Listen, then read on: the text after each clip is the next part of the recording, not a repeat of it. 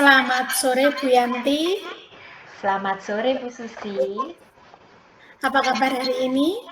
Puji Tuhan, juga berdebar-debar karena kesibukan sepanjang hari ini dengan merekod-rekod. Oke, tidak apa-apa.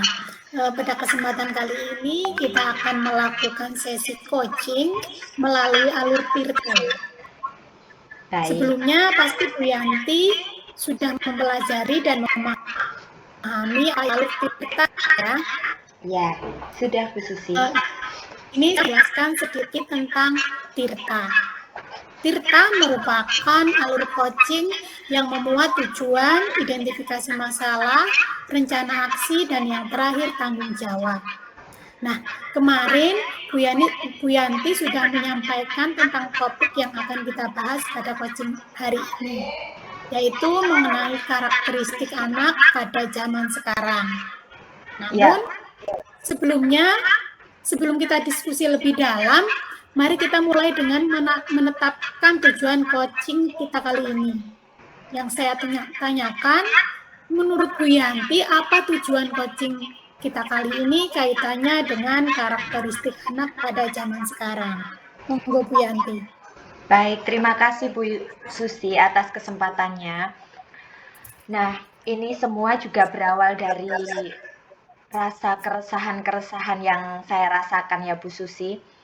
Karena bagaimanapun kita menjadi seorang guru, kita pasti sering menemukan hal-hal yang menurut kita memprihatinkan atau membuat pikiran kita resah. Nah, kemudian saya di sini akan menetapkan tujuan utama dari coaching kali ini adalah membangun karakter anak menjadi lebih baik, Bu Susi.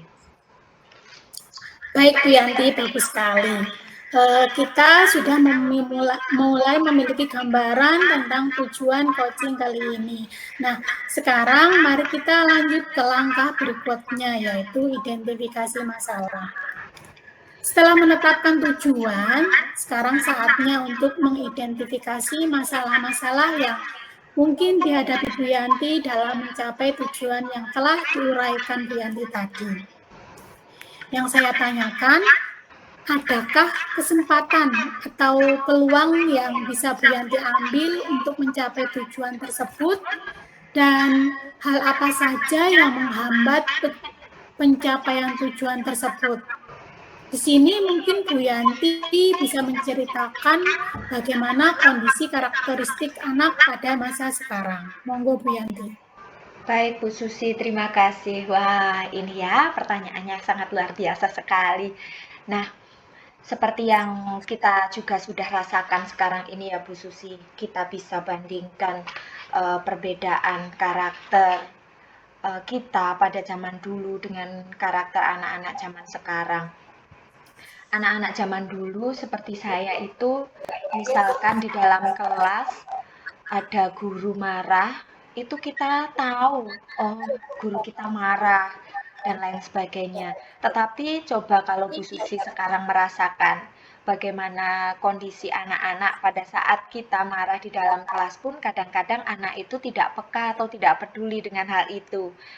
Nah, mungkin Bu Susi juga pernah merasakan hal yang sama seperti yang saya rasakan ya. Kemudian saya di sini juga tetap mencari celah atau peluang. Yang saya miliki itu jelas karena saya seorang pendidik, saya bisa berinteraksi secara langsung dengan peserta didik. Jadi saya bisa benar-benar merasakan, mengobservasi secara langsung anak-anak zaman sekarang dengan anak-anak zaman dulu. Kalau zaman dulu saya yang merasakan, kalau anak-anak zaman sekarang ini saya merasakan berinteraksinya dengan mengobservasinya, begitu Bu Susi. Saya merasa memiliki hambatan Bu Susi, hambatan yang sedang saya pikirkan ini karena begini. Zaman dulu saya pegang HP itu sudah lulus SMA Bu Susi. Nah, coba tetapi Bu Susi sekarang lihat anak-anak zaman sekarang. TK saja mereka sudah pegang HP, HP-nya smartphone, tidak seperti HP kita dulu yang hanya bisa untuk SMS dan telepon saja. Ini smartphone yang mereka bisa dengan bebas mencari hal yang mereka sukai. Nah, ini yang akhirnya membentuk perubahan-perubahan pola berpikir. Mereka suka hal-hal yang instan, mereka suka sendiri karena asik dengan smartphone-nya seperti itu. Akhirnya ada kesenjangan sosial, ada tidak bersama tetapi tidak pernah berbicara seperti itu karena sibuk memegang HP masing-masing. Kemudian juga eh, apa ya? Bukan berarti terlepas dari kodrat zaman, smartphone tersebut dapat membawa anak ke dampak yang positif, tapi juga ada dampak negatif yang memang mempengaruhi perkembangan karakteristik seseorang. Begitu Bu Susi. Ya, baik. Bagus sekali Bu Yanti, identifikasi masalah yang disampaikan oleh Bu Yanti sangat menarik. Nah, kita sekarang sudah memiliki gambaran yang lebih jelas lagi tentang masalah-masalah yang mungkin dihadapi Bu Yanti kaitannya dengan kondisi karakter anak pada saat ini sampai ke peluang dan hambatan yang ada di depan mata. Nah, selanjutnya mari kita buat rencana aksi untuk mengatasi masalah-masalah yang telah disampaikan Bu Yanti tadi. Yang saya tanyakan di sini, menurut Bu Yanti, bagaimana kita bisa mengatasi masalah-masalah yang telah diidentifikasi Bu Yanti tadi? Baik Bu Susi, hal yang paling utama itu kita tetap harus mengutamakan pendidikan karakter ya Bu Susi. Salah satunya adalah melalui teladan yang baik. Karena saya berinteraksi langsung dengan peserta didik, saya sebagai guru, saya sebagai pendidik, berarti secara otomatis saya berusaha untuk menjadi contoh atau teladan yang baik. Karena ada anak itu adalah mesin fotokopi yang sangat akurat. Nah, bahkan kemampuan bicara anak juga berasal dari hasil meniru orang-orang yang ada di sekitarnya. Mungkin cara membangun karakter anak pertama kali harus dilakukan di lingkungan rumah.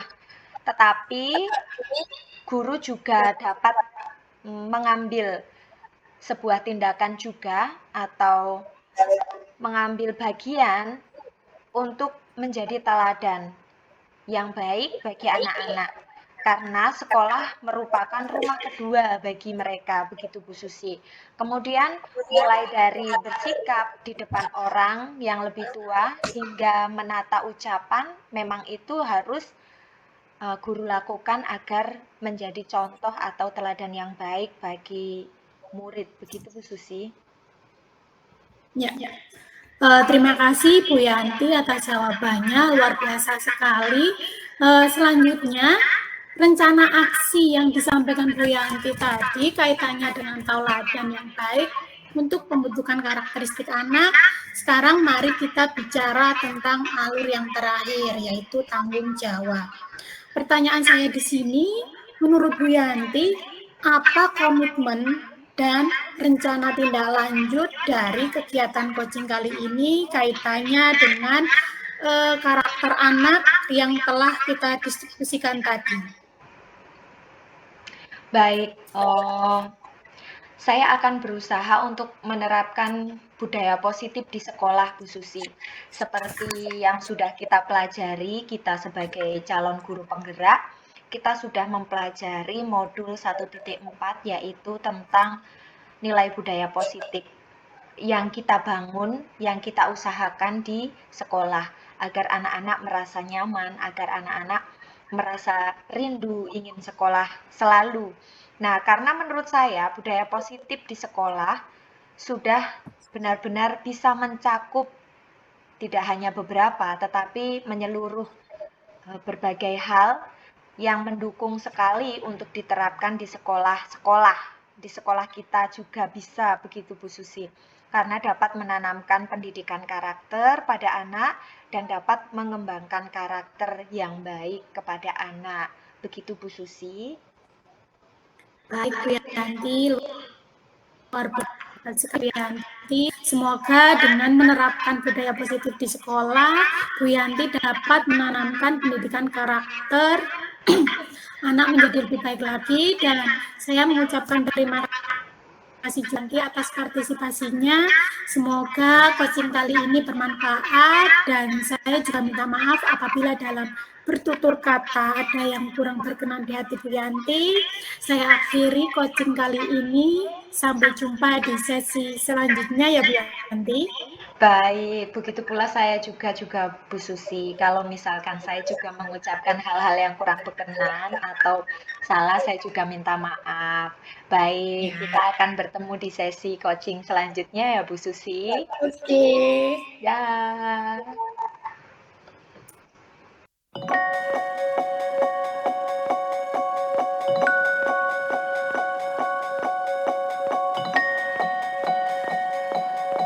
Baik, selamat sore Bu Susi. Bagaimana kabar Bu Susi hari ini? Selamat sore juga Bu Yanti. Kabarnya alhamdulillah luar biasa sekali. Sedikit tegang karena tadi ada gangguan dalam merekord. Jadi agak sedikit was-was. Baik, ya. Kita akan menjalani sesi coaching sore ini dengan menggunakan pendekatan Tirta ya Bu Susi. Di mana kemarin kita juga sudah belajar tentang alur Tirta. Sesi coaching ini akan fokus pada tantangan yang dihadapi oleh Bu Susi di sekolah. Saya juga mengerti, saya juga tadi merasakan bagaimana keresahan kita di sepanjang hari ini. Tugas baru memang selalu menantang Bu Susi. Sebelum kita masuk ke dalam sesi, bolehkah saya tahu apa tujuan utama Bu Susi dalam coaching ini? Mungkin saya pikir tujuan utama kita dalam coaching kali ini adalah untuk menciptakan lingkungan belajar yang mendukung bagi semua siswa, baik itu siswa normal maupun siswa yang berkebutuhan khusus yang ada di sekolah kami. Seperti itu Bu Yanti. Oh baik, tentang inklusivitas ya Bu Susi ya. Memang inklusif itu memang membuat kita merasakan keberagaman, tetapi dalam beragam itu memang akan memunculkan banyak tantangan yang memang itu juga banyak dirasakan guru-guru di luar sana. Begitu ya Bu Susi ya. Baik. Iya, Bu, benar sekali. Iya, saya sangat paham sekali Bu Susi. Kita akan bekerja sama untuk mencapai tujuan tersebut ya. Kemudian mari kita mengidentifikasi masalah-masalah yang mungkin menjadi hambatan Bu Susi dan hambatan Bapak Ibu guru di luar sana. Apa yang menurut Bu Susi yang menjadi kendala utama dalam membuat sekolah Bu Susi inklusif? Baik Bu Yanti, salah satu masalah utamanya saya lihat adalah kurangnya sarana dan prasarana untuk mendukung kebutuhan belajar siswa inklusi. Selain ruang kelas yang kurang mendukung, kemudian peralatan dan fasilitas lain juga belum sepenuhnya ramah bagi anak-anak yang berkebutuhan khusus yang bersekolah di SD saya. Nah, selain itu, sumber daya manusianya dalam hal ini guru di sekolah kami memang belum sepenuhnya siap untuk menghadapi anak dengan berkebutuhan khusus yang beraneka ragam kebutuhannya. Karena memang basic kami guru-guru di DKN dari lulusan psikolog atau pendidikan luar biasa. Seperti itu Bu Yanti. Baik Bu Susi, mendengar dari informasi yang Bu Susi sampaikan, saya memahami bahwa sekolah Bu Susi belum memiliki fasilitas yang memang khusus untuk anak-anak ABK, begitu ya Bu Susi? Ya, kemudian dari segi pengajar juga belum yang memiliki sertifikat guru pembimbing khusus atau mungkin dari luar yang diperbantukan ke sekolah Bu Susi. Begitu ya, Bu? Ya, benar sekali. Ya, benar sekali Bu Yanti. Ya, itu memang sangat apa ya, Bu? kita akan merasa kesulitan sekali karena kita dasar dalam mendampinginya juga belum ada, begitu. Ya, Wajar kalau Bu Susi juga merasakan hal yang seperti itu karena memang kita akan merasakan bagaimana cara mendampingi anak-anak ini. Layanan khususnya seperti apa karena memang kita belum menerima. Begitu nggih, Bu? ya, ya, benar sekali, Bu. Baik, terima kasih atas informasinya Bu Susi. Sekarang, mari kita fokus pada rencana aksi yang akan kita buat bersama-sama. Pertanyaan saya seperti ini Bu Susi. Menurut Bu Susi, bagaimana kita bisa mengatasi kendala-kendala tersebut? Kira-kira bisakah Ibu menguraikan sedikit demi sedikit hal-hal yang menjadi kendala itu tadi yang sekiranya bisa terurai menjadi rencana-rencana aksi yang bisa kita lakukan? Baik, Bu Yanti, terima kasih. Saya pikir kita perlu mendapatkan sebuah dukungan dari pihak yang terkait untuk meningkatkan fasilitas fisik sekolah dan menyusun program pelatihan bagi guru-guru yang ada di sekolah kami. Seperti itu, Bu Yanti. Baik, jadi selama ini di sekolah Ibu belum ada yang mengikuti guru pembimbing khusus ya Bu Suci? Belum, yang ada di SMPKD itu ya. Iya. Setahu saya itu belum ada yang mengikuti GPK itu tadi. Oh, baik Bu Susi. Bu Susi sangat luar biasa sekali ini gagasannya, sungguh sangat baik. Kita akan berusaha untuk mewujudkan rencana aksi yang tadi sudah Bu Susi sampaikan. Kita akan membuat langkah-langkah konkret dari rencana yang sudah Bu Susi sampaikan tadi untuk mencapai sekolah yang inklusif. Nah, selanjutnya Bu Susi, saya mau bertanya seperti ini. Apakah Bu Susi sudah memiliki ide awal nah, atau ingin mungkin berdiskusi lebih lanjut seperti apa langkah awal atau tindak lanjut pertama kita? Begitu Bu, bagaimana? Baik, terima kasih Bu Yanti. Mungkin langkah awal yang akan saya lakukan adalah menyusun proposal yang agak detail untuk mendapatkan dana peningkatan fasilitas dari pihak yang terkait. Baik proposal itu ditujukan untuk dinas pendidikan ataupun yayasan yang dapat membantu kami. Dan untuk guru-guru, mungkin kita bisa bekerja sama dengan pihak pendidikan setempat atau mengikuti seminar pelatihan baik online ataupun offline. Seperti itu, Bu. Nah, itu sudah sangat luar biasa sekali loh, Bu. Ide atau gagasannya bagus sekali. Uh, saya pastikan akan membantu Bu Susi untuk menyusun proposal tersebut. Saya akan sediakan secara keseluruhan jika memang Bu Susi membutuhkan saya begitu. Terima Kemudian, kasih Bu Yanti. iya siap. Ini untuk langkah yang terakhir ya Bu dari Alur Tirta. Mari kita bicarakan tanggung jawab masing-masing Bu Susi. Apa yang akan menjadi langkah-langkah pertama yang bisa Bu Susi lakukan setelah sesi ini? Ya seperti yang tadi saya sebutkan, mungkin saya akan menyusun proposal dan mencari informasi lebih lanjut lagi tentang pelatihan atau pendidikan inklusi secara online ataupun offline yang ditujukan untuk guru-guru yang ada di sekolah kami. Seperti itu Bu Yanti. Baik Bu Susi, saya akan memberi dukungan sepanjang proses ini. Jangan ragu-ragu untuk menyampaikan hal-hal yang memang mungkin bisa saya bantu ya Bu Susi.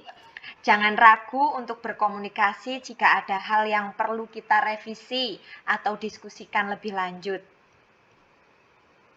Bagaimana Bu Susi? Ya baik Bu. Baik Bu Yanti, terima kasih atas coaching kali ini. Baik, sama-sama Bu Susi. Terima kasih juga atas bimbingannya. Ya, kita akan melalui ini bersama-sama.